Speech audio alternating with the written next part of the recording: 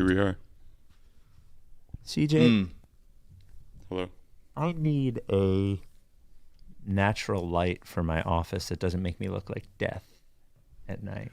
Do you have a ring light now? You need a natty light? Yeah, I need a natty.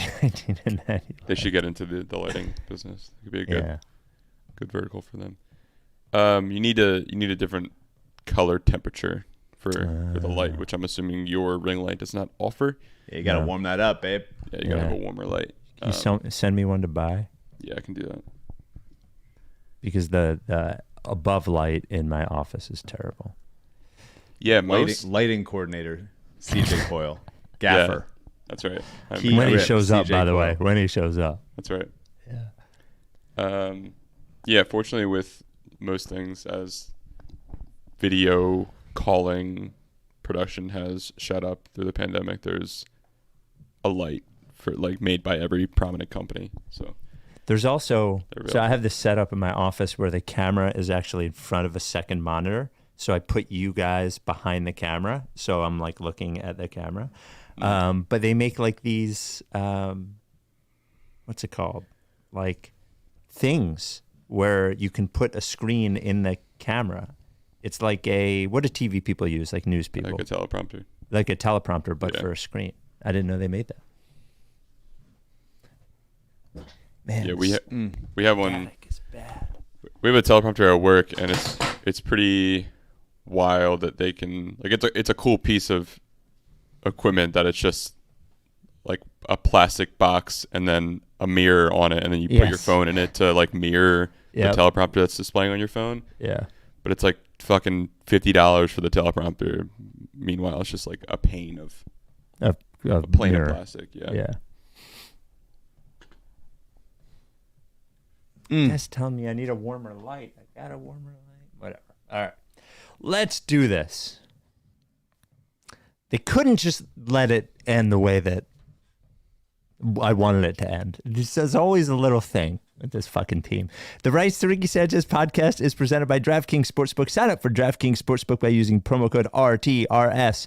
Brought to you by Body Bio. Get 20% off any Body Bio order with code Mike's Tummy at bodybio.com. And Kinetic Skateboarding. Get 9.1% off your first order with code Dave Silver.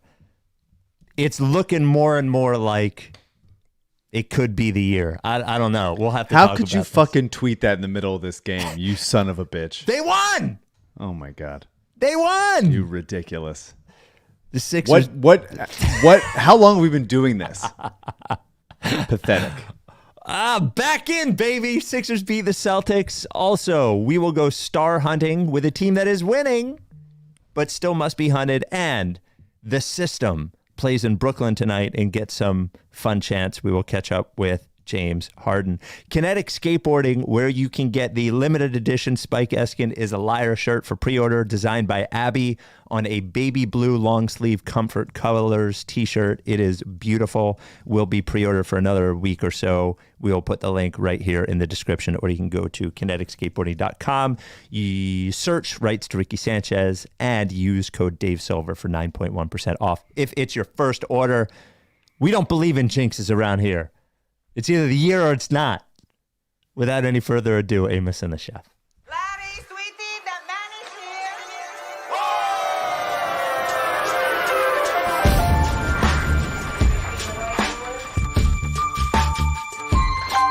Say the name.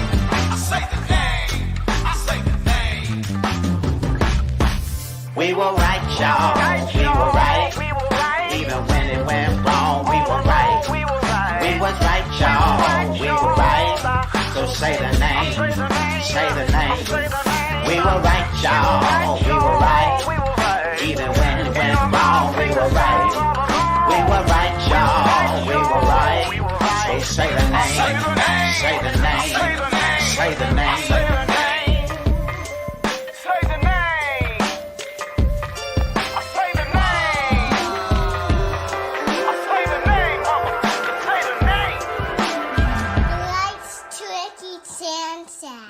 Forever.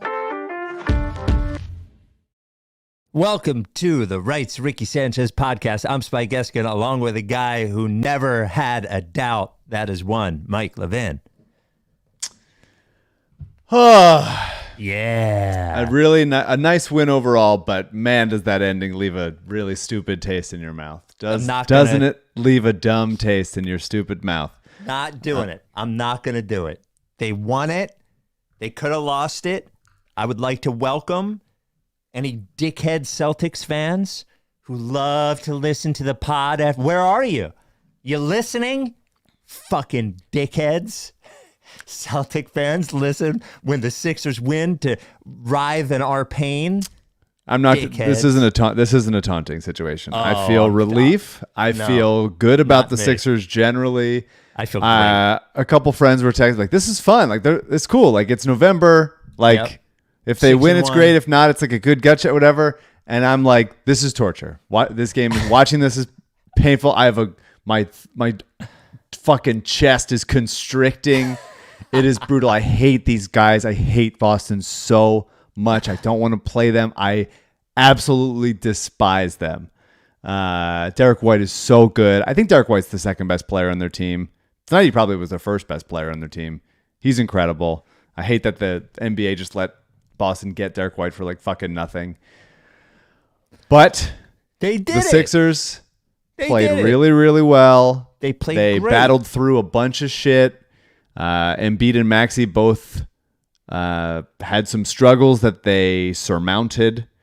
It was a nice win, and it really the difference in this game is watching the Sixers' wing depth on defense actually be able to hold up against this very good Boston team that has a ton of ways to beat you. It was really, really, really nice to see. It was honestly the best defense that the Sixers have played since the Jimmy Butler year, when they swallowed the Raptors whole, and then the Sixers doubled down by getting more guys who are worse and changing the trajectory of the franchise. But since then, I haven't seen defense like that. This was great. This was incredible. Look, no disrespect to George Niang, and plenty of disrespect to the system, but there are so many points in this game, and I noticed it at once. And clearly Melton offensively not his best game, but there are so many. There was a time when I was noticing, Maxey and Tobias were on the court, but the other three were Embiid, Covington, and Melton. And just defensively, having those three guys on the court, and Tobias competes and Maxey competes, but having those three guys on the court, and then you can take Covington out and put Batum in, who is also a good and smart and effective defender. And even when you have Oubre, who's competed on defense and is a great athlete, it's just like, it's much different than having two traffic cones out there. And by the way, it allows Embiid to be a better defender when there's better defensive players on the court. It is such an enormous difference to have. And I know they were salary filler or whatever, but it's such an enormous difference to have Covington and Batum in the rotation of the team right now. Yeah, it's having huge. long athletic, Kelly Oubre, like long athletic players that compete defensively, that can help out on weak side blocks. They can get a hand in there, poke the ball out, all that stuff. Like, I gave Daryl shit for it on the podcast about not having guys who can dunk for so many years, but like, that's a lot of it. The Sixers are getting to loose balls. They're getting to offensive rebounds. They are making it hard on other players. Like, it is the defense and the rebounding and the like extra possessions that this team gets because of their overall athleticism. It makes it so much easier on Joel. There's a lot to talk about. A lot of positive, mostly positive, some negative, obviously. But like the team, I like that they shortened the rotation again in a game that really mattered. Like, this is the right 9 guys played in this game. It felt like they're really coalescing into knowing what is like the way that this team wins games. They're still obviously would love to have another guy who can penetrate outside of Maxey. You can feel when he either doesn't have it or is sitting, or they're just, focusing on him. You can feel that lack of like a second guy who can get some offense going for you. But that's made up for on the other end. It's a fun now that the game is over and I can fucking exhale, it is a nice. The team played overall well, and it's a nice time of Sixers basketball. They're 6-1. They're the first seed in the East right now. It's good. And it was the worst offseason in the history of the process. And it really was very bad. It did happen pretty quick. Yeah. People were just begging Daryl to get fired. Like, I quit the team. How many people quit the team? Like, so the other thing, can I say one positive thing about the end of the game? And then we'll sort of start at the beginning. But let me say one positive thing about the end of the game. The lead gets cut to 4. And there's just only two things I liked about the end of the game. First thing, the lead gets cut to 4, and Embiid basically demands the ball with Tatum on him, and they fight to get him the ball.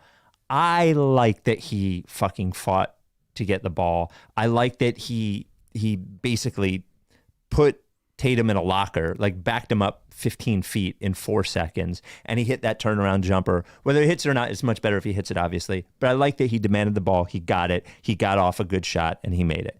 And then it wasn't a good shot, and it got blocked. But if the other guy on the team is going to be Maxey, when they come down the court the next time and they need another bucket, the fact that he's like, I'm going to try to get a bucket here. They were both, neither guy was scared of going, grabbing the ball and taking a shot in a big moment. And it was a disaster to blow a 10-point lead or allow 10 points in 45 seconds and, let up a 13-2 run and basically leave a wide open 3 for Porzingis to miss at the end of the game. But those two things, Embiid going and taking that shot and Maxey taking that shot, I liked, because unless there's another guy here, those are going to be the two guys, Yeah, I mean, the Embiid shot was great. He had a ton of those turnarounds, especially spinning away from help all game, those little fadeaways. Really hard to block. He's so big. And, man, Maxey is excellent. He's so fast, but the Celtics are they're the matchup for him that he's going to have to think about every fucking day until the playoffs. It's going to be them. And I like him going for it. I like him taking chances. I like him shooting out of his slump. And, he shot 3 of 11 from 3 tonight. They took 1 3 away from him, which is a bummer. But, yeah, I mean, the thing that Daryl said that we talked about is his ability to read and react, seeing how they're covering him. And sometimes you're going to get shot blocked, sometimes you're going to miss. But I would love a more I'm going to drive. I know I'm going to get the defense to pay attention to me. I'm going to draw help, and then I'm going to kick it out to an open shooter. It's really, really hard to hit a step back, fade away with Jaylen Brown on you, and he knows the shot clock's winding down and he's dying on you. But that's the stuff you learn from. That's the regular season, Hopefully he thinks about that and goes okay, next time I'm going to get somebody else an open look out of it, because if he's going 1 speed, even as fast as he is, guys are going to be able to keep up with him. Embiid, the Celtics were engineered in a lab to make Joel try to do too much. Yeah, and especially in the beginning of the game, turn it over a bunch. He finished with 6 turnovers. I think most of those were I think maybe 4 or 5 were in the first half. That I thought it was really cool, just on an interesting basketball level, that they had Drew Holiday on him. Yeah, to start off. Drew was excellent defensively, and he made it hard on Joel. The Sixers weren't able to take advantage of that at the beginning of the game. Couldn't take advantage of it, and Joel beats him one time, spins baseline, has a nice finish, and then they have Porzingis on him, and so it's or Porzingis looming to make it hard on him, and then it became okay. I'm gonna, he feels he has Drew on him, right? Drew's 6'3", 6'4", and Joel's I should be able to do whatever I want with him on him. And then that's baiting him into penetrating from 23 feet out, which if you put the ball on the deck on Drew, he's going to take it from you or at least force a turnover or kick it off your knee or something. And Joel starts shooting into double teams with length when Porzingis helping. It's just he wears himself down. And the success that they had with Joel in this game was a lot of times, obviously when the court is clear and he can just do his thing one-on-one, great, do that all the time. But when he's in the middle trying to do too much, navigate through traffic, make all these tough passes through length, it really is begging him to turn the ball over. Yeah. And the success that the Sixers had with him in this game was when Joel was on the move and they were passing to him on the move and he was shooting off the catch on those little mid-range, little elbows, little side, like all that stuff. I like that he took a couple threes. That's good. It's got to happen against his team. I think he was using that floater pretty well. It didn't fall all the time, but it seemed like this is the team that he decided to develop the floater for. And yeah, I like whenever Kristaps's on him, I'm like, go for it, dude. He cannot handle you at all. Please just take it to him all the time. And it's Marcus Smart before him and now Drew, and it's just those guys are sturdy and hard to move, and they can easily take a charge if you just barrel into them. So it's not as easy as it kind of feels. I wouldn't have minded a little like seal situation and be like, hey, I got a 8-inch height advantage, throw it over his head to me back here. And that is a little bit where you miss the like Joel not having really a lob catching ability, because he should be able to do that on him. But honestly, this game it's good that they won. It's good that they hit some important shots. The defense looked good, all that stuff. But like the mistakes that Joel and Maxey made and the mistakes that the team made, like in not setting themselves up for as much success as they should have had, I think is all building toward like eventually this will be more helpful. And also they shot 26% from three. Yeah. They should shoot better than that. And this game should have been more out of hand than it was. It seemed like they missed their first 10 threes or something. Like it just felt like it was going to be one of those games for a second. I had one more Embiid point and how they defend him. Right after we talk about Body Bio, I want to talk about your tummy. BodyBio.com, not Mike's tummy. Well, we'll get to Mike's tummy in a second, but your tummy, you're listening. You feel bloated during the day, right? You're not as regular as you want to be. You want to be regular? You want to poop same time every day, right? You want that bloat gone. You want to feel better. What I want you to do is take sodium butyrate. It is a supplement from Body Bio. We love Body Bio. Body Bio is a local, family-owned and operated supplement company. The fact that a family-owned and operated supplement company, science changes quick. You want them to be able to change formulas quick. You want them to be able to be nimble. That's what Body Bio is. So sodium butyrate is a completely safe and healthy, what's it called? Supplement that you take. It's a postbiotic, and basically what it does is you take it 1 or 2 pills with food a couple times a day, and what it's going to do is it's going to get rid of those symptoms that you're looking to get rid of: the bloat, the irregularity. If you could take one supplement from Body Bio right now, one gut supplement, I want you to take butyrate. Now, when you search butyrate, Butyrate, at bodybio.com, you're going to see a few different ones. If you are unsure which one to take sodium butyrate.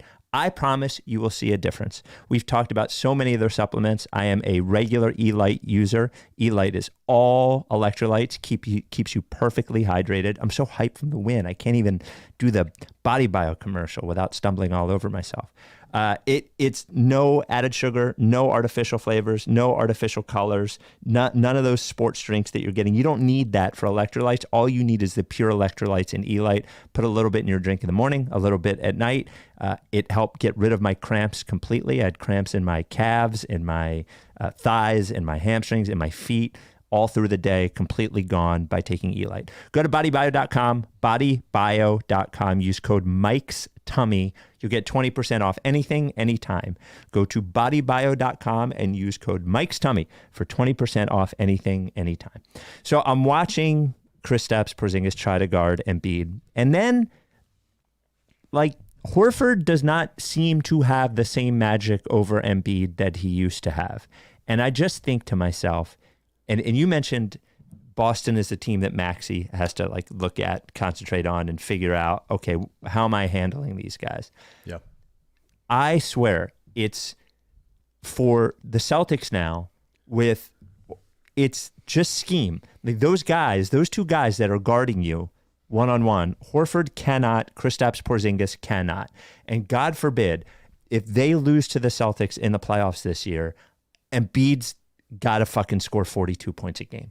Like, he has to dominate this team. They do not have the personnel to stop him. They have a lot of great defenders. They're long, they're quick, great, but like, I can't see him flummoxed anymore by this team, especially with Horford at the back end of his career, and the other guy that's going to be there is going to be Porzingis. And if they're going to throw Drew Holiday at you, like, this is a team that he that has to be solved for him. And I understand the turnovers in the beginning of the game. They're going to throw different things at you, but he's smart too, and he's got a good coach too, and he has to be able to solve them and beat them.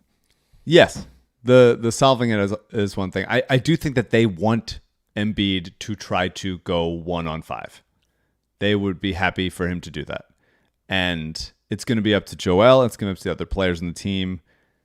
You notice that, like, I don't think in this game that they had a basket off of a cut. Maybe one or two. That's a good point. It's a good point.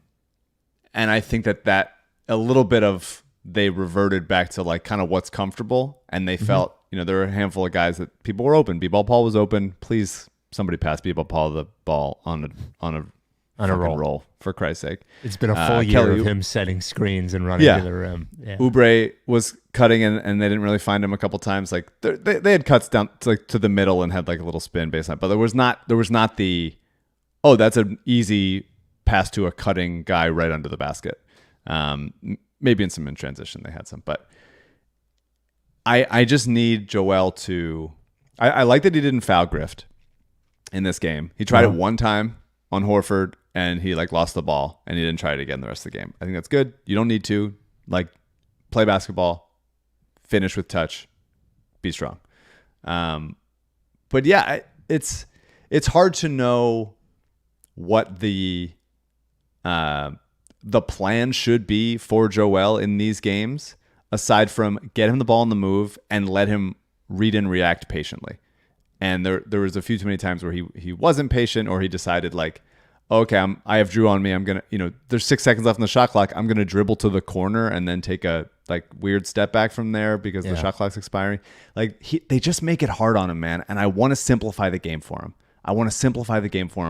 On those things. And there's times when it's like, if help comes, I want to punish that help right away. And I think this is going to take time. Batum doesn't know the plays yet. It's all going to take time to gel and develop. But like, man, they should worry about doubling Embiid because we have the length and the shooting, which we do, to finish inside or hit shots from the outside and punish them every time. I love Maxey on the same side as a Joel post up, because as soon as the help comes, Maxey can hit from deep. He steps into it from 27, 28 feet, and that stretches the defense so much it's hard to do anything. But like, this is gonna be the thing. They're going to try to force Joel into double teams, sometimes triple teams, and he's got to be able to pass out of it accurately and make them punish them so that they second guess it. That's the whole ball game. That's like really the whole ball game. The defense was great tonight. There's some quibbling, but like that's the ball game. Is like, can Joel be disciplined enough and take the shots he's supposed to take and pass up the tough shots, the double team shots that he should not take. And they didn't shoot well tonight. Like Melton was horrendous. Yeah, 1 of 7 from deep. Like, that happens sometimes, but like, man, it looked bad. Offensively, Melton looked really, really bad. But the other guys should, like Batum and Covington only having 4 threes combined. Like, that's not enough. Like, we need them shooting those threes so that the Celtics then go, okay, we can't double Joel from this guy because they're just going to burn us for threes. How often do you see it with the Sixers when they double team somebody and then fucking Sam Hauser gets an open 3 and you're just like, God, why are we leaving him? Like, I want them to feel that. And it's on Joel, and it's on Nick and the cutters to like make them pay for those decisions. Yeah. It's funny. Melton's either on or off. It seems like every game. It's either offensively, it's either a good Melton game or a bad Melton game. Had a nice game against the Wizards, which he should have. But absolutely. By the way, the Wizards might be the worst collection of NBA players at the same time. Yeah. Pretty fun organization. Yeah, I'm watching them. Not that there's talented. Whatever. I don't want to talk about the Wizards. It's a disgrace. I was watching it and being like, could you imagine being a fan of this particular team? I can't imagine. Anyway. But this is not the discussion we want to have, but like, that's what people wanted the process Sixers to be, right? Like, hey, I know you're trying to be bad, but like, get some veterans who like we've heard of before. Yeah, well, and like throw them out there and make them be professionals. And it's like, nah. Yeah. It's nah, bad. It doesn't look that way. So Kelly Oubre with 14 points, 8 rebounds. Great game. Yeah. Great Kelly. Now, he is going to finish with fewer than 20 assists on the season, I think. 20 or 25 assists, I think. But he was passing up a storm today. Disagree. But he is like, he's such a the thing that makes him bad potentially is his overconfidence offensively, right? Is like taking on too much, doing a little too much, trying to be the guy when he's not the guy. But it is that same gene that makes him so effective. We've had so many players on the Sixers, Tobias, who we've talked about, a lot, but like think twice. The reason we like Niang so much is because he didn't think about it. He just fucking shot. Yep. Oubre just fucking goes. If he's open from 3, he fucking shoots it. And if there's a way to get to the basket, he fucking goes there. Whatever, they have to take these games, these Kelly Oubre games, and watch Kelly Oubre watch his own games. So he just continues to stay. I don't think that's a problem. I think he's watching. I don't think he's not a guy who watches his highlights. He's playing so well. I'm so blown away by it. And, it's 7 games now. This is like a real sample. He's not going to always shoot great, but he has been great. He's been necessary. And, I don't know if he stays in the starting lineup but you have to keep him in there now while it's working, right? Like, I don't think you can make a change right now. Yeah, I'm not sure. I'm not sure what the starting lineup's going to end up being. I could see them moving Melton out for a little bit and putting Batum in there, who's really, really helpful. But Oubre, like he is the closest we have to like a himbo Phillies player, like this Celtics curse can't stop me because I can't read type player. Like just doing great. The thing that is, look, he's going to miss shots sometimes. That's fine, but he's taking the right ones. He's going at the rim. He's finishing strong. Like it's not just a guy that has less of a conscience than some of the like more hesitant Sixers players that we've had. It's a guy who is big and strong and fast and athletic enough to do those things. It's not Seth Curry trying to like attack the rim. He's big and fucking strong. It's so helpful to have. We were watching Danny Green and PJ Tucker and, a slower version of Tobias try to do these things and think about it. And Harden is like, everything is so like tactical and patient and slow. And it's just like, just fuck it. There's a hole, hit the goddamn hole and dunk the fucking ball. And Oubre does that so much. I love that he started the game with the dunk. He had a nice putback dunk later. It is so new to have that size and athleticism against this Boston team. And I think the Celtics felt that. That's why Jason Tatum had 14 shots. He had 14 shot attempts. Yeah. And it's because he couldn't just get whatever he wanted. The Sixers had the length and size and quickness to stay with them. Oubre's been great. Are you in? Are you still holding back? I'm in. On Oubre specifically. Yeah, sure. Why not? Okay. I'm like caution to the wind, buddy. There's something about him shooting off the catch. It's the shooting off the catch that is huge. It is the touch around the rim and just going at it. And he got fouled a couple times. He didn't get some of those calls. He's trying on defense. He's doing all that stuff. Like he's going to get a technical for holding on the rim or smiling at the ref every game. That's fine. Really, really, really helpful player. And it just speaks to the idea that situations matter. It is not just a broad brush of like this guy's good or this guy's bad. Like and timing situation and timing. Like the situation of Kelly going. Daryl said on the last podcast that the Sixers were prepared to offer him more money. Kelly tried to go get more money somewhere else. That ended up washing up. And then this was the best option, was signing here for the minimum. And he's going to get a bigger contract. Probably not here next season. Who knows? So this is like a little bit of a pause for him in his career path. But like this is how he's going to be helpful on teams. Being fast, being strong, being shoot. And taking it personally that like scoring 20 a game didn't give him the contract that he needed to. And so I do think he's moving the ball more. The assists will come, I believe. Over under Kelly, 5 assist games. I'll say 5. He's going to have 5 games where he gets over 5 assists. Mike, book it. That is impossible. I believe. And I don't want him like assist hunting, but I believe in he's playing within a team concept more than I think he is getting credit for here. He's been so helpful, huge in this game. I love him. Can we go back to Embiid for 1 second? Yeah. I just want to talk about the Porzingis matchup and his desire to go 1-on-5. When you look at the one matchup on offense for the Celtics that created problems all night because of what he's able to do as Porzingis, right? Like, because we don't want Embiid stretched out to the 3-point line, and he seemed like he was open a bunch of times. Watching Porzingis try to guard Embiid and just physically unable to do it.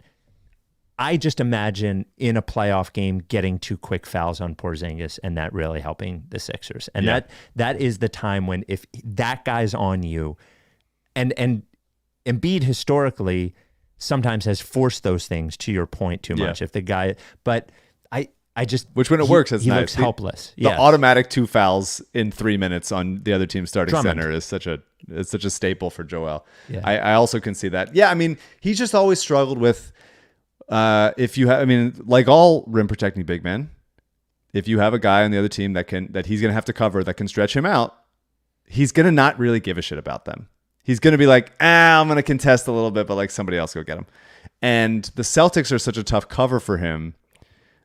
Because it's not just they have like pick and pop guys, whether it's Horford or Porzingis, but it's also like they cut a lot, and so the Sixers the other players are constantly switching and pointing out like who's got who as they're scrambling to like stay with whoever, and Joel's kind of just looking at the ball and going like, well, I'm gonna block whoever comes here, and so he doesn't even realize that he's occasionally on somebody else. And I think it's just a tough matchup for him. He had a ton of blocks. They're swinging at a lot of things. But yeah, the thing I did notice when he was covering Porzingis and he switched to Horford when he was on there. Horford, by the way, a -23 on the night. Rough. Can't wait till he retires. Very happy for him to retire. Go live out your days in absolute anonymity. With your wife, Anna Horford. When Embiid does contest a Porzingis shot, he was running down the other end, and starting like an early post-up action. And I would love to do that. I would love to see them punish teams. If you're like, okay, you're going to have your big man shoot, well, Embiid's going to contest and he's going to be out there, and all of a sudden we have a Embiid and 3 seconds into the shot clock. I would like that. So, but by the way, per CJ, Kelly Oubre in his entire career has 6 games of 5 assists or more. Now he's got teammates to pass to. The Rights to Ricky Sanchez podcast is brought to you by Fly the Process. Come with us to Los Angeles to see Sixers Clippers in March with fans of Philly. Go to rightstorokisanchez.com/fly to reserve your spot. Only $150 to reserve your spot if you're flying. Here's what we do is we leave on that Friday. We stay at a really nice hotel right down the street from the Staples Center. We'll have What's the hotel? What's that? What is the hotel? It says it. CJ, can you look it up on the Fans of Philly site? I think he probably has it on there. And Joe from Fans of Philly always hooks it up. Like every place we've ever stayed has always been good. So we'll have stuff scheduled all weekend. You don't need to go to the stuff. You can just explore Los Angeles. Then we'll go to the game on Sunday. We'll have some kind of cool experience at the game. We will be weird. We'll have a good time together. It's our first West Coast trip. Again, go to rightstorokisanchez.com/. I'm sure Daryl will stop by. Daryl will stop by. Daryl Scott will probably stop by. Yep. I talked to Kate earlier today. She even brought up Fly the Process Los Angeles, and Daryl, of course, stopped by at Fly the Process San Antonio. So it'll be fun. By the way, if you're not coming from Philly or whatever, or if you're already in LA and you need a custom package, if you need a non-travel package, if you want to book the travel yourself, send an email to joe@fansofphilly.com. That's joe@fansofphilly.com. CJ. Doesn't say the hotel, but it says it's walking distance to Crypto Arena. Mystery Hotel. Yeah, Mystery Hotel.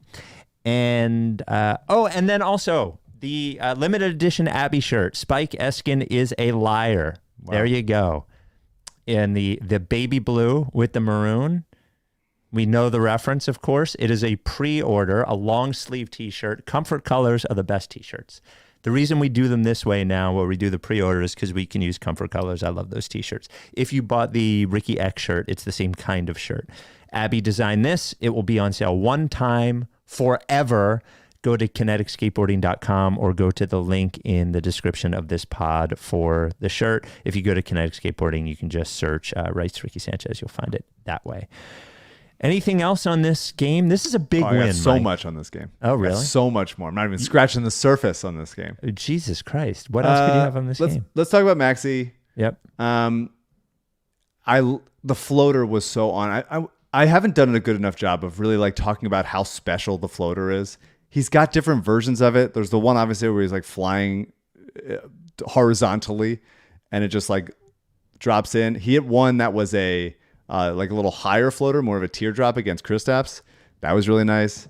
Yeah, it's just like with Derek White, with Drew, with Jalen, with Jason, like all those guys can stay with him. Obviously, he's faster than all of them in a straight line, but like they can slide their feet really well with him, and it makes it hard.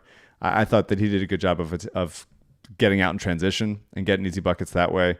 Daryl said he wanted that more on the podcast. The floater buzzer beater at the half, where he like worked Drew and kind of spun him around and then created some space for himself to hit the floater with poise and knowing there was 5 seconds left in the shot clock, and he can still like do enough things to get his space and not just rush something up. That's a lot of poise. And you got to call out the chase down block on Drew and the verticality great. Block on Derek White. 2 blocks for him tonight. Incredible plays. Yep. Those are effort, hustle, intent. And the chase down block was after Maxey made a bad, not a bad play, but like didn't finish. And you could tell it was like one of those pissed off type plays. When you make a defensive play because you're pissed off at yourself, like I like that. I like him taking it seriously. 5 assists, 1 turnover on the night. By the way, I like him not fouling on that because a lot of times the pissed off because I made a mistake on offense and then over hustle on defense ends up being a foul. And it wasn't. Yeah. Yeah, I mean, you saw Tatum call for him on switches. Like he's going to get exposed a couple times and guys are going to hit shots, but I really think he's holding up defensively as well as we could possibly hope at this point, and he's going to keep getting better at it, and the communication and the rotations will all continue to improve as a team. I love him. I love him. By the way, I love him shooting from fucking 38 feet Hell away. yeah. I don't give a shit. Do it, man. Do it. Like you can shoot it from there. You're feeling it. Go ahead. Joel ruined that one. I watched the Blouses, the team I coach, are 7-1. I coach basketball in Los Angeles. Coach Mike. Coach Mike. When she does this, do that. I ran a 1-2-1 zone. Coach my ass off. And I was talking to one of our players, one of our point guards, and I was talking to her about like attacking off a closeout. And I sent her a video on YouTube that's just Maxey attacking off closeouts, and I'm like, "This is how you do it. This is exactly it. Watch this shit." And so that was cool.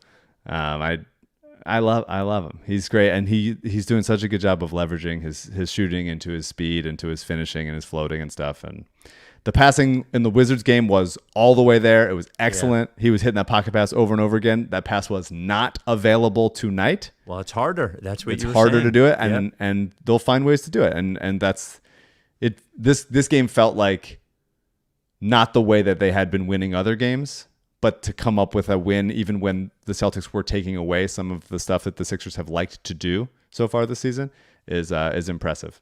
Go for it. This is going to sound like a cliche, but it is true. The other thing that Maxey has been able to do consistently is have the Sixers playing downhill on offense with pace and getting, whether it's a fast break or just getting into the front court quicker and getting a shot up quicker before the defense is set. You're not going to get as many easy buckets this year with, the Harden, Embiid pick and roll like that. Yeah. That's not going to be there no matter how Maxey gets, but he will get easy buckets another way. And the other way is grabbing and going and pushing the ball. And they seem so hard to guard when he's doing that. He had 9 rebounds tonight. It seemed like he came up with so many loose balls just because he's the quickest guy to the ball. I love it. And also, talking about going downhill, that brings up Tobias, who also had a nice game, like kind of a little bit quieter, but hit a big dagger 3 at the end that turned out to be a very necessary dagger after they gave up a 10-0 run. He got to the line a lot. He's getting downhill. I, again, would love, he cut and they didn't find him, and I would love for him to find some cutters. But this kind of matchup, like, he simplifies the game. He's doing what he's doing best. He's getting downhill. He's getting out in transition. But in the times when you're like in between stuff, where you're like thinking about a pass, you're thinking about what should you do in this particular situation, where the Celtics are moving so fast and playing so connected defensively.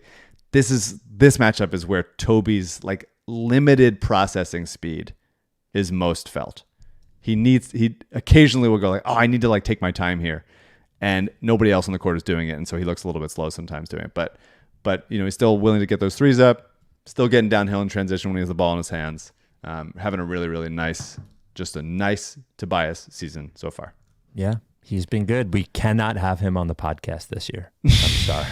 We can't ruin it. He's been dunking.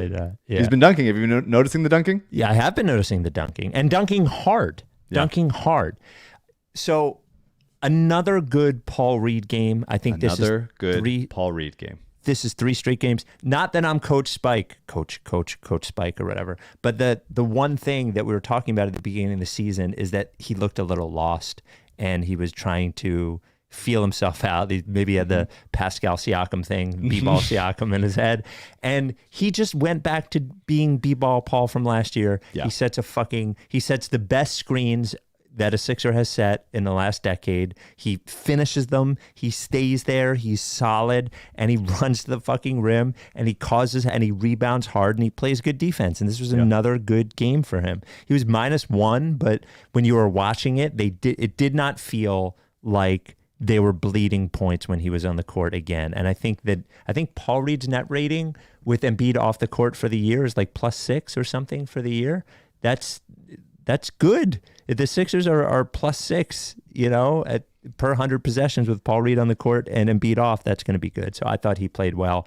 And it also seems like Pat Beverly is going to make at home.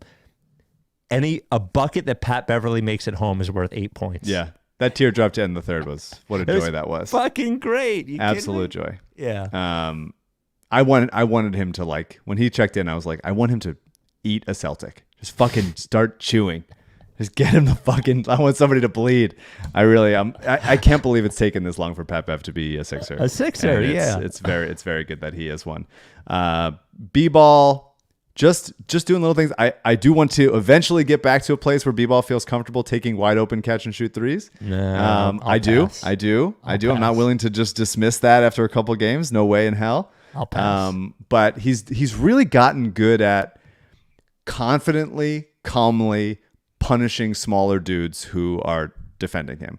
And it's not like you're going to throw it into B-ball Paul in the post and go like, this is how we're going to work our offense. But when he has a smaller guy on him, Peyton Pritchard, whoever, one time it happened with Drew Holiday, which is crazy. But he just has really good footwork and good balance. And even though he looks weird doing it, it is successful. And he had a couple nice, really good putback dunks. He just gets you second opportunities. He had 3 offensive rebounds tonight. Had a really nice, benefit of B-ball defensively is that he can switch on whoever and you don't need to send help. We've talked about this a lot. But when, if the Sixers are going to press more, which they have been, a little ball pressure, then oftentimes other teams will go, okay, let's send our center to set a good screen in the backcourt. And when you send the center, in this case, it was Porzingis, that means B-ball's coming with. And B-ball's not just like Yusuf Nurkic or something. He can slide his feet and he's long enough and anticipating enough to poke the ball away. And he did that from Jalen to start a fast break. That was really nice. He's just such a helpful presence out there. And you start to add it up and you think about all the wings and length and defensive-minded players that this team has. And it's just really, they get you other opportunities. And yeah, B-ball's going to be in the wrong time. Sometimes he's going to jump too much sometimes. The whole team kind of is jumping a little bit too much. I know Nick wants him to swing, but you don't have to always swing. Swinging too much is what hurt the Phillies ultimately. But the team just overall is really helped by the amount of length and defense that can trigger. It's really just Maxey Maxey and Tobias maybe that can take it end to end. But you get enough guys that can start those and good shit happens, man. I loved what Covington brought tonight. I love that he hit a 3. Every Covington 3, I feel like our reputation is on the line. Yes. Every single one. Everyone, I'm like, this one, he was moving a little bit, he stepped to the side. I was like, what are you? Oh, okay. Well, he had. I tell you, look, if you haven't watched much Covington since he left in the Jimmy trade, he has improved his game. The other stuff that he used to not be able to do, hit some layups, dribble a little bit, pass. He's not, he's not great at him, but he's better at him than he was before. And I think he had a spin move that he got fouled on in the Wizards game. He's really just a nice rotation player on this team. I was thinking to myself how frustrating that Derek White is and how good he is that he never makes a mistake. And Cove instantly picks him up and strips him, leaving to a Maxey fast break, just like right away. And he just gets those deflections, man. And that's not nothing. Like that really, that's the name of the game, is if we get more opportunities to shoot at the basket than the other team, we will oftentimes win that game. I'm loving having Covington back. Somebody on Twitter said, and Covington now has dad strength, which I think he is older and more solid too. I think, like, physically. Maybe it's just that he's slower. I also have an announcement for tonight's game. The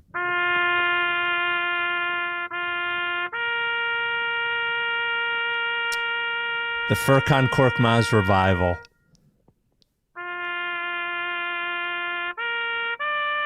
It was a good time. It was nice. We did get 3 games out of the Furkan Korkmaz revival.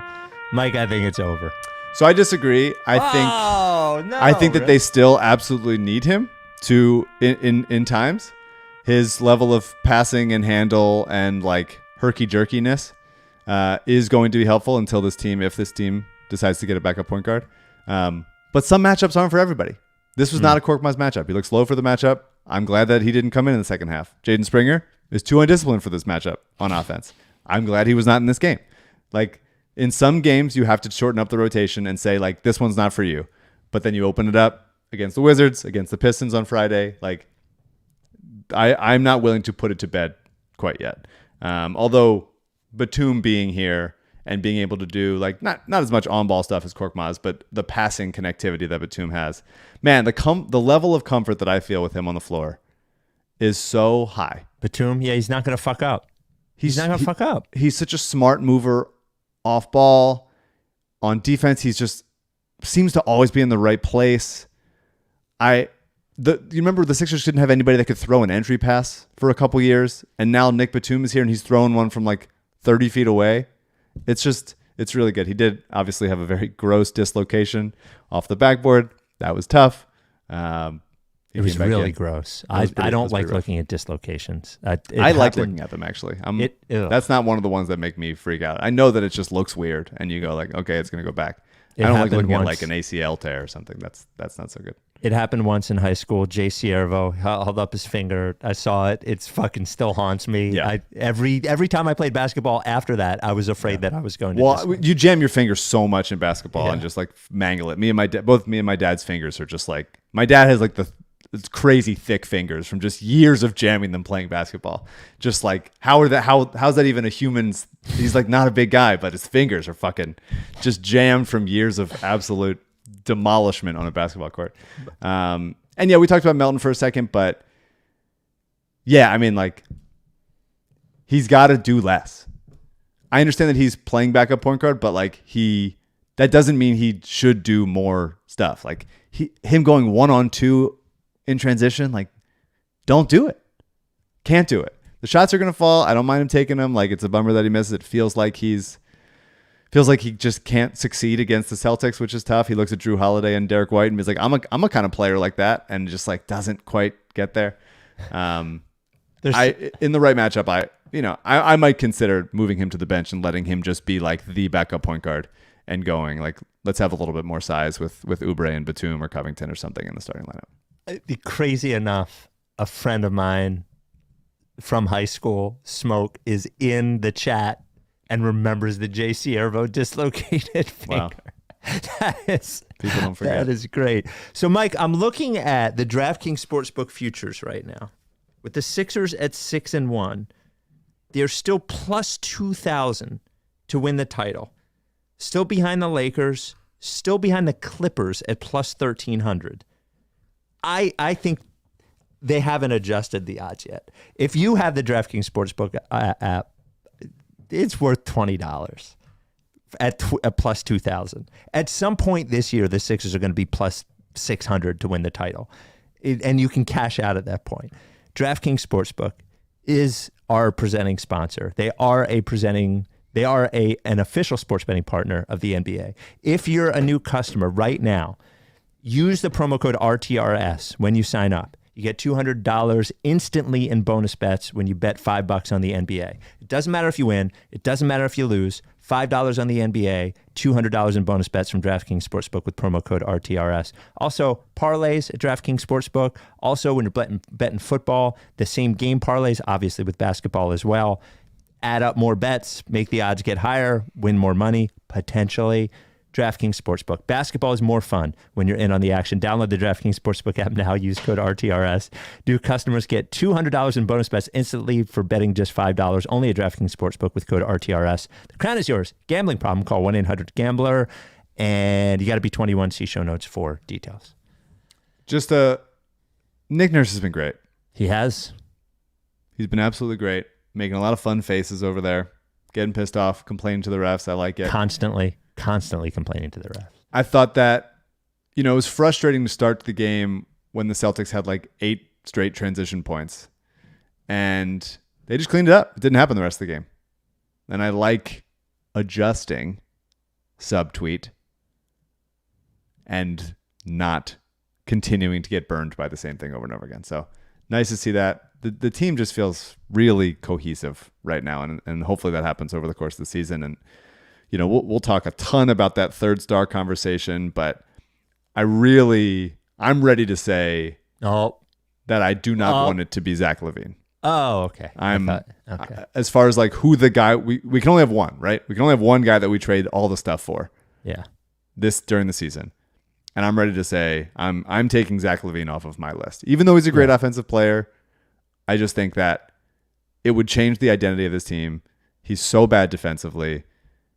I think he would take shots away from star hunting. Maxey and Embiid. I feel like that's not the how much they'd lose defensively after watching this game and seeing how hard they were making it on those guys. I'm ready to say that. And Daryl obviously on this podcast saying they have to defend. And so I think Daryl I was leaning that way for a while, and I'm ready to. Daryl gave me the ability to say, like, he's off. He's off. Well, I think I said on the pod, I love watching Zach LaVine. It's just not what they need. It's just clearly not what they need. I don't. Yeah, I mean, he could do some of the offensive creation. Sure, that other people don't. It's not his primary strength. He is a shooter and a scorer for himself, but he can do a little bit of that for others, just because of how dynamic he is with the ball in his hands. So you mentioned Daryl. Of course, if you haven't listened to it, Daryl Morey was on the podcast for 90 minutes on the last pod. Mike, a question for you, and then we have a listener question. I want to talk about the Daryl thing, and then a quick star hunting note. So my question for you, at the end of the pod, in a moment that will go down in Rights to Ricky Sanchez history, while I stepped back and just sort of watched it happen, you and Daryl debated, and obviously you were right the whole time. Thank you. About, he was playing this game. He's trying to play this arguing game with you where you were telling him he's got to get past the second round. And he made that snarky comment in the press conference about only a title matters, so on and so forth. Yeah. My question to you is, does he really not understand what we are saying? Or is he understands it and he's just sort of like playing games? Like, does he really not get it? I think he absolutely believes what he's saying. And also he's amping it up a little bit for the pod. Drive me crazy. Yeah. Okay. All right. It is deeply frustrating. He's trying to like algorithmically quantify like fan happiness. Yeah. And there's just no way to do it. It's eye test. But it's also like being a fan is inherently irrational. And so if he's looking like, I shouldn't give a shit. The answer is we shouldn't give a shit because I don't work for the team. I'm not playing on the team. It doesn't matter. So if you're starting from a place of already that's so irrational, he's going like, well, they're only going to care if they're a championship. They're only going to care if you win a championship. That's the only thing people care about. But guess what, dude? If you win a championship and then you start off slow the next year or you fail in the first round the next year, people are going to be pissed. There's no like way that people are always, unless you win like 9 straight championships, no one's going to be like, okay, I'm happy forever. That's it. I will be, similar to the Phillies and the Eagles winning their championship, that has absolutely given me grace periods and made the down moments feel less down because we have a Super Bowl, we have a World Series in the way that the Sixers do not have that for me. But he's acting like there's this magic elixir for success that it's only the championship, that's the only thing, and nothing else matters. That's why he keeps trading for James Harden. There is a middle ground of success. Some of it is expectations based. Obviously, we talked about it on the podcast, but the idea that we couldn't feel good. Like obviously we're pissed off at the Phillies immediately after they lost to the Diamondbacks because they're a better team than Diamondbacks. But I still feel way more, aside from the Sixers having a lovely start to the season, I still feel way more positive about the Phillies because they've beaten teams that mattered in the playoffs. And I remember feeling happy when that happened. And I think about those Braves wins and that Gene Segura single and running up the sideline and the Rhys Hoskins bat flip and Bryce the swing of his life and Ranger closing out the world. All that stuff. I think about that shit all the time and it makes me happy in a way that the Sixers in the playoffs haven't. Daryl, I didn't mean to lunatic. Yeah. I'm doing it again, but it's because it's like it drives me crazy when like this is so obvious, and I don't think he's intentionally being obstinate. I do think he believes it, and I think it stems from a lot of like he equates us, like as far as like criticism he receives and anybody receives as a GM. Obviously, he's a more like public facing GM than anybody, but like he equates it from like us and the like first take guys and the like rings culture guys as like the same thing, as like part of the same ecosystem, and going like, well, nobody's going to be happy. And it's like, that's just not the case. Like, we are a fundamentally different thing. We are like living and dying on this. And if you beat someone in the playoffs, we will feel less stupid dying as often as we do. After 6 years of failing in the playoffs, we would feel less stupid if you simply won one playoff game that mattered.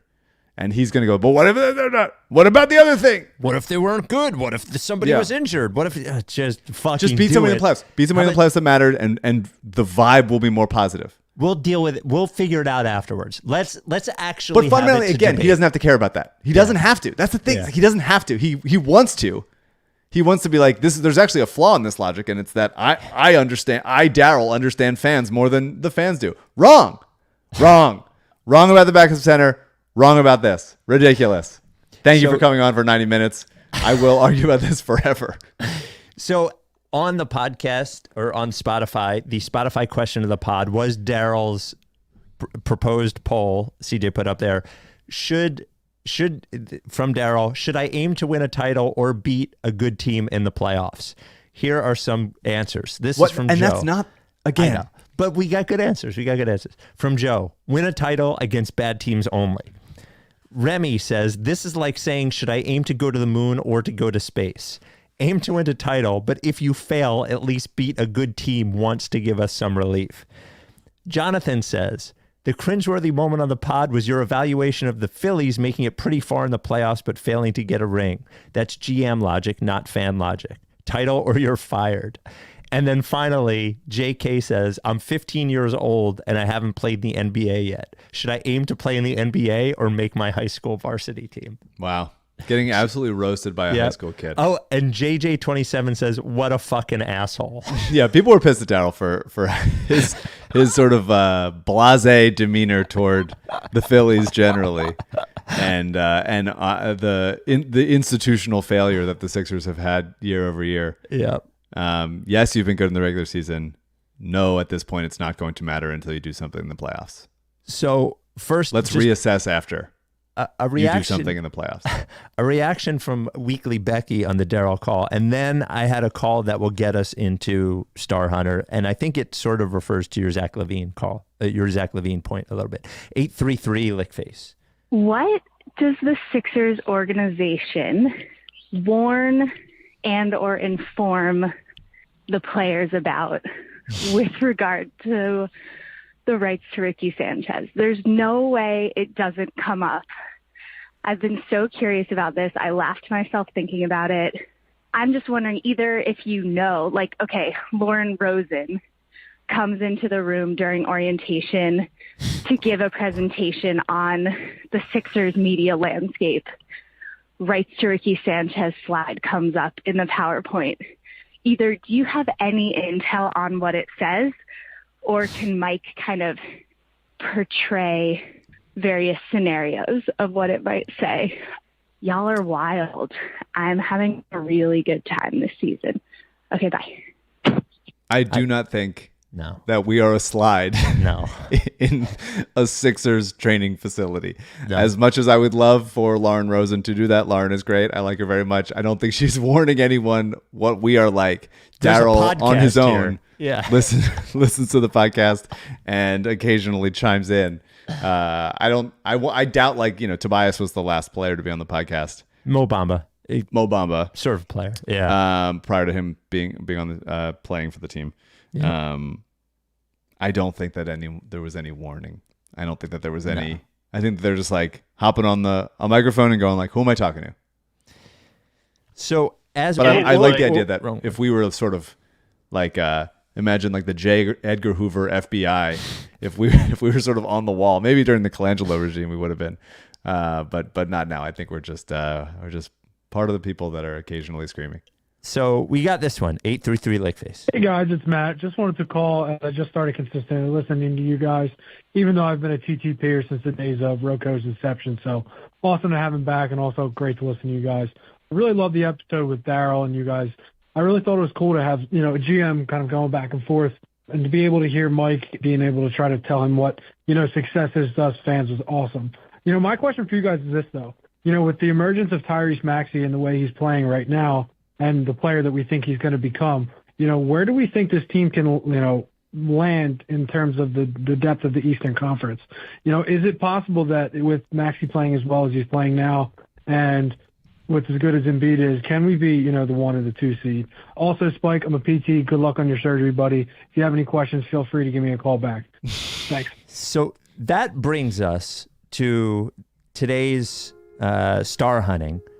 Mike, can the Sixers be the 1 or the 2 seed if they do not trade for a significant player this year? Maybe. I think they could be a 2 seed. Milwaukee is figuring things out.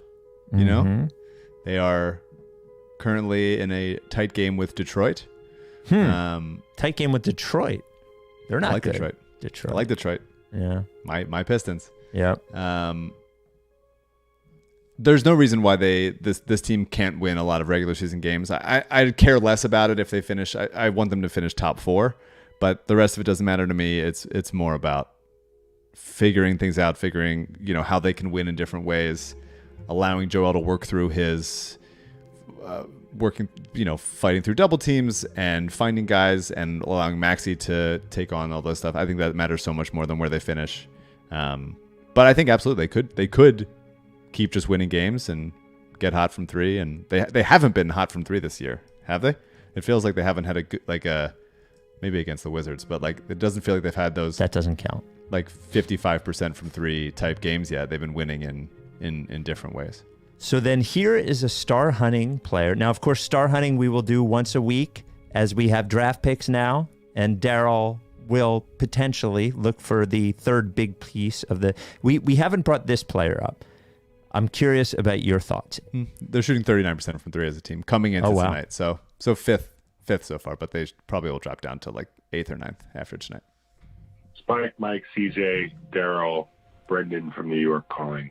I would like to contribute to your star hunting set in offering the Minnesota Timberwolves. We all know they're going to move off Cat eventually. What if we had 1.5 Joel Embiid? It's ridiculous. It's stupid. It's an inevitable conversation to have, an indulgence of the season. Sorry, my tea is done. I'm ready. Love you guys. Cutting out the ums, but the tea is stays. fine. The kettle stays. My opinion is if they trade for Karl Anthony Towns, I don't know if I can watch the Sixers anymore. Pretty funny. Would not qualify as the kind of player Daryl was talking about. No, and it would be a nightmare. You wouldn't want them to trade for Karl Anthony Towns, would you? No, definitely Screw not. that I mean, guy. He's a loser. it was fun to think of it in the for Harden situation. There was an article on Spot Track today. Mm-hmm. They have articles? Yeah. Oh. Yeah, occasionally. Okay. They talked about who teams that are over the second apron are going to be over the second apron this offseason, which really restricts the things that they can do. Yep. And there's 9 of them.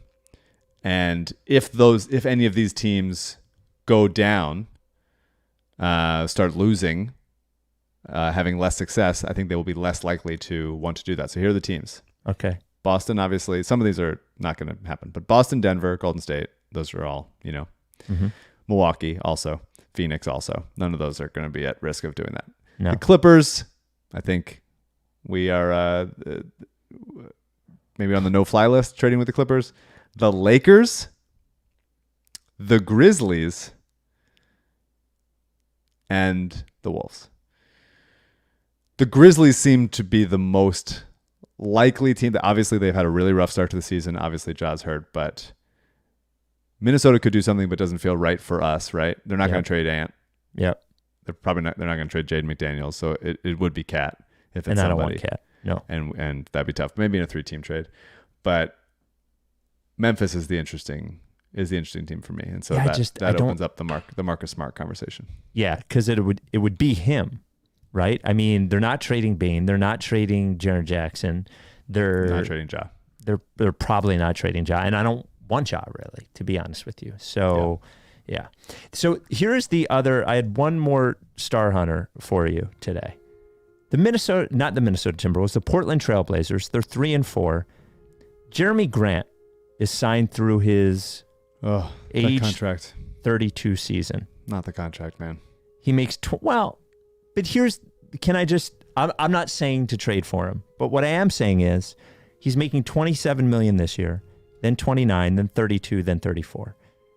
All significantly lower than Tobias Harris is making right now, with a deal that was signed under the old CBA, not the new CBA, where the cap is higher. Yeah.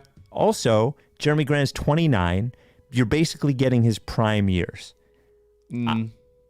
Prime-ish. Prime-ish. Yeah. I mean, 29 through 32? Prime-ish. I think of prime more these 27 days. to 29. More like 25 to 29. But it goes longer these days because they can stay in shape longer. It could. So I guess my question to you is, and Jeremy Grant is a weird situation because I don't even know what his mindset is. I know what I could imagine him as perfectly, but I don't know if he wants to do that. Would you consider trading for Jeremy Grant? He does play defense. He can score. Yep. He can shoot. All those things. Jeremy Grant, what do you think? Does not satisfy the distributor type thing that I think that we would be looking for. It's one of those things where if you go would you trade Marcus Morris and Korkmaz and whatever for Jeremy Grant and including those picks? It's yeah, probably. That sounds good. Jeremy Grant on this team would be fun. But you go the team looks good. Maxey's going to be signed to a bunch of money this year. There's not that many moves left. This is the last, possibly I'm not going to say last. Things can happen. Things change so quickly. But one of the last, this is the guy of the Joel Embiid era. If we're going to sign this guy to a four-year deal. It's got to be right. It's just really, really, really got to be right. And Jeremy Grant does not meet the level, does not pass the threshold of third best player on a title team that I would want to go for. Okay. I think it's fair. I wouldn't either, but I don't know that I would be mad at it right away. I would be interested to see what it looks like. And I do think putting him on the floor with Embiid and with potentially Melton and with potentially Batum, all of a sudden, man, you look at the Celtics and how hard it is to score on them. You see all those long guys who can play defense, and you have a similar thing. plus Embiid in there. I don't know. I'm just throwing it out there. Yeah. If I'm getting a guy who is not an excellent shooter, and he's turned himself into a fine shooter. Yep. It's not bad, but not great. Then I need him to at least be able to like distribute. And he's neither. And I don't think it's worth cashing in chips for Jeremy Grant when we have those kinds of athletic wing players now that are here that you don't have to pay for. But one of the names I've seen brought up recently, who would be like, based on the kind of player that Daryl was talking about, I mean, Mikal Bridges would be like the There's guy. no way. But I agree that there's probably no way. They just won't trade him. I think that's probably right. I mean, Brooklyn. What I think is Brooklyn's going to do is sort of hang around until somebody shakes loose and wants to go to play there. Yeah, they they are think more Mikal likely is so to appealing. add to Mikal Bridges than to. Yeah, he's so appealing. Like, I think Dame wanted to play with him, like that kind of thing. Mikal is on an incredibly fair contract. Yeah, $21 million this year, $23 million next year, $25 million the year after. That's really, really good. If there's any way he wants out, or they want to capitalize on it, or this season's going nowhere, and I would give it up. I would give it all. Risk it all for Mikal Bridges. Bring him home. Does his mom still work in the organization? I really hope so. Bring him home. I would love that. But I agree that's probably unlikely. It's a really interesting. That was my favorite part of the Daryl conversation. Was obviously, on the record, he's not going to be able to talk about any specific players, but that kind of question of, we're going to make the one move. What's the move going to be? Yeah. And it's got to be not only the right guy, but like the vibes are good now. Like things feel good. Things feel positive. If this team goes to the playoffs feeling like it's feeling now, there is value in Maxey and Embiid just trying to do it all themselves with role players. There's value in that. I wouldn't, if we get to the deadline and the right guy doesn't shake loose, I would not say like, well, let's just do it because we have to. I totally agree. It has to be the right one, and there's maybe you do like a smaller version of it because you're going to get a pick back soon. You're going to get once after the draft. If you wait till this offseason, they can trade the draft night pick, which they can't trade right now because of the Stepien rule, and they can trade the 2031 pick. So if you trade one pick now, then you could still trade 4 picks this offseason. So maybe there's a middle ground trade. I don't think Daryl likes those middle ground trades, but if there is a middle ground trade to get somebody who's really helpful, like a Malcolm Brogdon or something like that. I don't want Malcolm Brogdon, by the way. Yes, I wasn't saying I do, Yeah. but this is an example of a non-star player that could be helpful. One of the Bogdanoviches, that kind of thing. Gordon Hayward is being thrown around. Then maybe you consider going like, let's give ourselves a little bit better chance while still keeping our powder dry for the offseason. It's a really interesting question. It's fun to think about. So the last thing I wanted to bring up is I want to play one clip, but I also wanted to ask you if you saw the quote from Tyronn Lue about James Harden in Los Angeles with the Clippers. Quote, Harden will play more off the ball and let Russ be the point guard. Yeah. Harden That's what he's good at. In his first game with the Clippers, shot 1 catch and shoot 3. He was 0 for 1. I don't know what he did in tonight's loss to Brooklyn. I'm curious how you think it's going to go with Russell Westbrook being the point guard and James Harden, famous off-ball player, playing off-ball.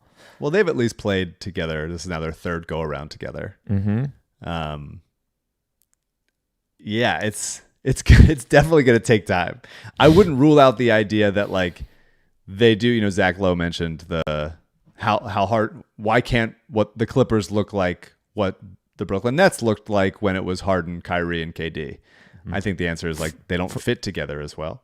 Also, they looked like that for like 4 seconds. Yes, they got hurt. I think Harden is older. Yeah, Russ is older. Kawhi is so often hurt and so rarely at the height of his powers anymore. But I'm not going to rule it out that like there's going to be a stretch when it looks really good and imposing.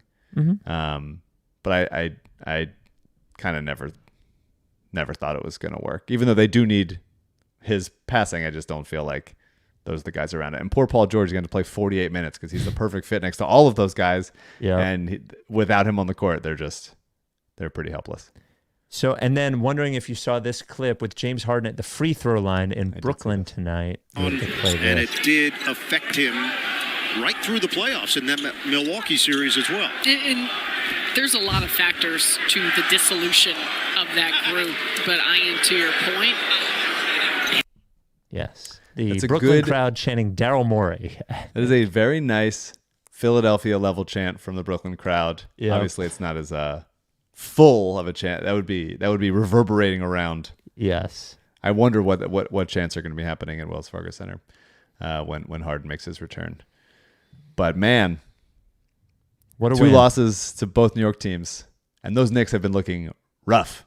Yeah. Prior to playing them. Yeah. Well, Knicks won again tonight, I think. Who did the Knicks play tonight? They played somebody good, I think. They were up by 25. Spurs. They played the Spurs, right. Not that good. They were okay. Yeah. Oh, okay. This from Jake. We've gotten a couple of emails on this. Hey, Spike, now that Harden is gone, are you able to tell us about what happened the night before Game 7 that scared his teammates? To be clear, the tapes of the sex also. To be clear, it wasn't something that happened the night before. And the reason I can't tell it is because the story was told with like 3 people there. So it would really incriminate somebody. When James Harden retires or plays in China, I will tell the story. I'll say that. Yeah, but I still don't think he has a lot of sex, though. I feel pretty strongly about that. He definitely has a lot of sex. Yeah, don't buy it until you say it on the pod. I don't buy it one bit. Absolute. That's fine. People just pretend like they do. Yeah. He wants to seem like a guy that has a lot of sex. I think he does, though, actually. I'm pretty sure he does. I think he's pretty lonely. Okay. And I think he likes to be alone with his thoughts. And he finds that at strip clubs, which is fine. But I don't think he's fucking at him. I don't think he's fucking when he gets home. I think he sits home. I think he goes to bed early. Maybe not early, but he goes to bed while other people are still hanging out. I don't know if he fucks at the strip clubs, but I guess what I'm saying is I do know sex-wise, I'm under the understanding that he's pretty busy. Yes, that is what you were meant to believe. Absolutely. That is what he wants people to think. Okay. All right. We will. Oh, Mike, you're not going to be here this weekend. No, I'm out of town for a wedding. Although pod. during the Sixers game, the Screen Actors Guild strike has come to an end, which is a pretty big deal. Congratulations to SAG and the actors ending their strike after over 100 days. Not quite as long as the writers of a strike, but still impressive. And we love unions, love labor power, love winning. And yeah, so everybody get back to work. And I will be gone for a wedding this weekend. So you'll have to pump up the B-ball Paul minutes with some other poor sap instead of me. I'll talk to you this weekend. Sixers are 6-1, first place in the Eastern Conference. We're in. Are you down with TTP? Yeah. You know Lake Face.